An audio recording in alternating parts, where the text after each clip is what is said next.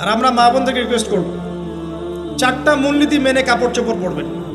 আপনার কাপড়টা এমন হবে না যে কাপড়টা পরলেও অঙ্গ প্রত্যঙ্গ দেখা যায়, বোঝা যায়, এমন হবে না।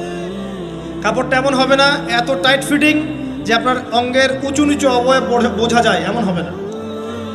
কাপড়টা এমন হবে না যেটা অমুসলিমদের পোশাক, আর কাপড়টা এমন হবে না যেটা পুরুষদের পোশাক। এই মূলনীতিগুলো মেনটেন করে কাপড় পরবেন ইনশাআল্লাহ। এছাড়াও মেয়েদের কথায় পর্দা আছে, চলনে পর্দা আছে, ওঠা বসায় পর্দা আছে। নামাজ পড়ার সময় তাদেরকে কিছুটা শালীনভাবে নামাজ পড়তে হয়, তাদের চোখের দৃষ্টির মধ্যে পর্দা আছে। এগুলো কে শিখাবে এখনকার মেয়েদেরকে? সবসময় বিজি দেখবেন নতুন কোন সিরিয়াল আসছে, নতুন কোন ফ্যাশন আসছে, নতুন কোন পার্লারে কি আসছে, কোন কাটিং আসছে, কোন নায়িকা আসলো। ওই যে বাংলাদেশে কোন এক নায়িকা আসছে, তাই নিয়ে মিডিয়াতে এমন তোলপাড়, মনে কি না কি একটা অবস্থা। আল্লাহর কাছে তোমার কি মূল্য আছে হে? আল্লাহর কাছে তোমাদের কি মূল্য আছে? তোমরা কি 5 ওয়াক্ত নামাজ পড়ো? তোমরা কি পর্দা করো? তোমাদের মধ্যে হায়াবোধ কিছু আছে? তোমরা মানুষকে ভালো কিছু শেখাও, সমাজকে ভালো কিছু দাও, শালীন কিছু দাও। আল্লাহর কাছে তোমাদের কি মূল্য আছে? নবী সাল্লাল্লাহু আলাইহি ওয়াসাল্লাম তো জাহান্নাম দেখে সেই কথাটাই বলেছেন, আমি জাহান্নাম দেখে আসলাম, সেখানে বেশিরভাগ অধিবাসী হচ্ছে মেয়ে, নারী। কি কারণ? তারা এমন কাপড় চোপড় পরে বাইরে ঘুরতো যেই কাপড় পরেও তারা নগ্ন থাকতো। আমি কি ব্যাখ্যা করতে হবে? আপনি দেখতে পারেন না? এবং তারা স্বামীর সাথে কুফরি করত। সারা জীবন স্বামী যদি তাদের ভরণ পোষণ দেয়, ভালোবাসে, মহব্বত করে, তাদের জন্য জীবনটা ক্ষয় করে ফেলে, এক পর্যায়ে গিয়ে বলবে সারাটা জীবন তোমার কাছে কিছুই পাইলাম।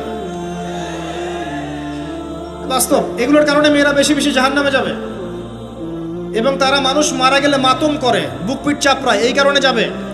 এবং তর্ক লাগলে অভিশাপ দেয় বেশি, এই কারণে যাবে। আল্লাহ পাক আমাদের মা বোনদেরকে হেফাজত করুন। তবে একটা হাদিস আছে সুসংবাদের। নবী সাল্লাল্লাহু আলাইহি ওয়াসাল্লাম বলেছেন, একজন নারী যদি 4টা কাজ করতে পারেন, জান্নাতের যে কোনো দরজা দিয়ে ইচ্ছা প্রবেশ করতে পারবেন। 1 নাম্বার 5 ওয়াক্ত নামাজ, 2 নাম্বার রমজান মাসে সওম, 3 নাম্বার আপনার লজ্জাস্থানের হেফাজত অর্থাৎ খাস পর্দা, এবং 4 নাম্বার আপনার স্বামীর আনুগত্য। ফ্যামিনিস্ট আকীদার মেয়ে হলে আনুগত্যকে দাসত্ব মনে করে, স্বামীর আনুগত্যকে তারা দাসত্ব মনে করে। স্বামী কে? স্বামীর সম্মান বোঝেন আপনি? স্বামী কে?